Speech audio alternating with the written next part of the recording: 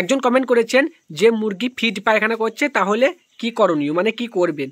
সেই জন্য আমি এই ভিডিওতে বলবো যদি মুরগি ফিট পায়খানা করে তাহলে আপনারা কি করবেন আর এটা কেন হয় সেটাও বলবো, ঘরোয়া উপায়ও বলবো এবং ওষুধের কথা বলবো।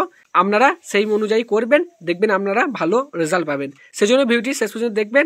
আর ভিডিও দেখে উপকৃত হলে ভিডিওটি অবশ্যই লাইক কমেন্ট এবং শেয়ার করে দেবেন। আর চ্যানেল নতুন হলে চ্যানেলটি অবশ্যই সাবস্ক্রাইব করে দেবেন। চলো ভিডিওটি শুরু করা যাক। প্রথমে বলি মুরগি ফিট পায়খানা কেন করে।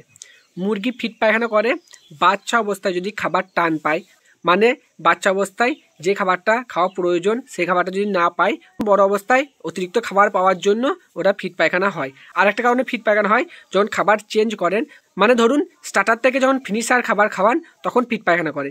সেই জন্য আপনারা একটা কাজ করবেন, যখন খাবার চেঞ্জ করবেন মানে স্টার্টার থেকে যখন ফিনিশারে যাবেন তখন একদিন মিশিয়ে খাওয়াবেন, ঠিক আছে। যদি 28 দিনে খাবার চেঞ্জ করেন 28 দিন বয়সে যে খাবারটা খাওয়াবেন সেটা দুটো খাবার মিশিয়ে খাওয়াবেন। আর একটা কাজ করবেন 28 দিন যদি খাবার চেঞ্জ করেন তাহলে 27, 28, 29 এই 3 দিন লিভার টনিকটা দেবেন। আর একটা খাবারের সাথে দেবেন, যে কোনো লিভার টনিক দিতে পারেন, যেমন টক্সল, বোরটন আরও যেগুলো আছে সেগুলোও দিতে পারেন, কিন্তু খাবারের সাথে মিশিয়ে দেবেন।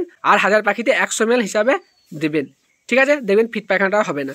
আর যদি ফিট পায়খানা হতে লাগে তারা কি করবেন, তারা 100 আদা এবং 200 কাঁচা হলুদ এবং 100 লিভার টনিক এই 3টে নিয়ে খাবারের সাথে মিশিয়ে ভালোভাবে 3 দিন খাইয়ে দেন, দেখবেন কমে যাবে।